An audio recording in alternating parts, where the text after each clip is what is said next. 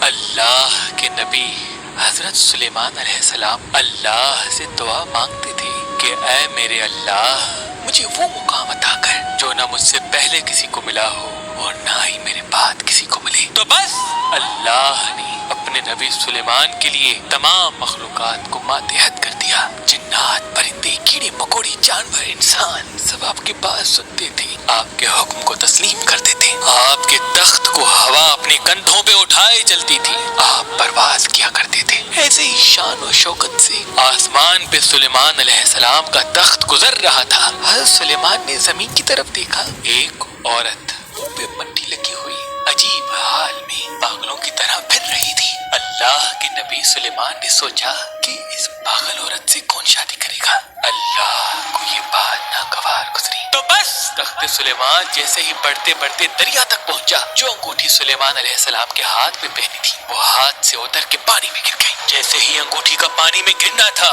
وہ فضا، جنات، پرندے، کیڑے مکوڑے سب سلیمان علیہ السلام کی شخصیت سے ناواقف ہونے لگے اور تخت دھیرے دھیرے زمین کی طرف مائل ہونے لگا۔ جب زمین تک پہنچا، اللہ کا نبی سلیمان حیران ہو گیا کہ یہ کیا ہو گیا۔ وہ فضا کو حکم دے لیکن فضا ان کی بات تسلیم نہ کرے، وہ جنات کو بلائے تو جنات ان کی بات تسلیم نہ کرے، وہ کسی مخلوقات سے بات کرنا چاہے تو کوئی مخلوقات بات کا جواب تک نہ دے۔ وہ زمین پہ پھرتا رہا پریشانی کے عالم میں کہ مجھ سے کیا ہو گیا۔ سوچتا رہا، چلتا رہا کہ اللہ اپنی مخلوقات سے پیار کرتا ہے۔ میں فضا میں تھا، زمین کی طرف دیکھ کر ایک عورت کو پست سمجھا، بیکار سمجھا، ناکارہ سمجھا۔ شاید یہ بات اللہ کو ناپسند ہے، میں اس عورت سے معافی مانگوں گا اور اس سے شادی کروں گا، شاید اللہ مجھے معاف کر دے۔ ڈھونڈتا رہا لیکن وہ عورت نہ ملی۔ بالآخر حضرت سلیمان علیہ السلام کو جب بھوک لگی تو وہ دریا کے ساتھ جو لوگ مچھلیاں پکڑتے تھے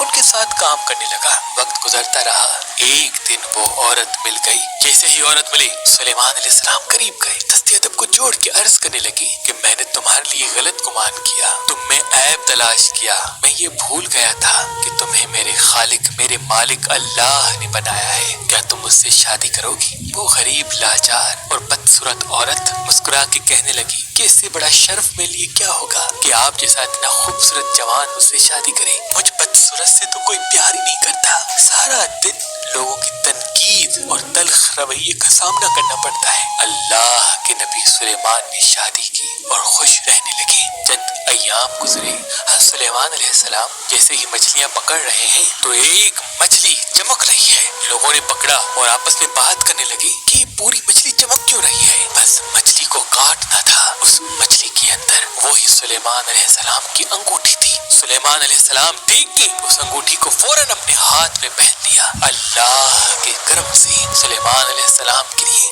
اللہ نے پھر سے ساری مخلوقات کو ماتحت کر دیا۔ وہ ہوا ماتحت، جنات آ گئے، پرندے آ گئے۔ وہ مچھلیاں پکڑنے والے حیران ہو گئے اور معافی مانگنے لگے کہ ہمیں معلوم نہ تھا آپ اللہ کے نبی سلیمان ہیں۔ اور پھر سے سلیمان علیہ السلام کا وہ تخت اڑتا اڑتا آپ کے قدموں تک آ پہنچا۔ آپ جب اپنے تخت پہ بیٹھے تو دل ہی دل میں سوچنے لگے کہ اللہ کے نزدیک سب سے بدترین عمل یہ ہے جب کوئی انسان اللہ کی مخلوقات میں عیب تلاش کرتا ہے، کسی کا دل دکھاتا ہے یا کسی کو اپنے آپ سے کم سمجھتا ہے، یا کسی کو اپنے آپ سے کم سمجھتا ہے، یا کسی کو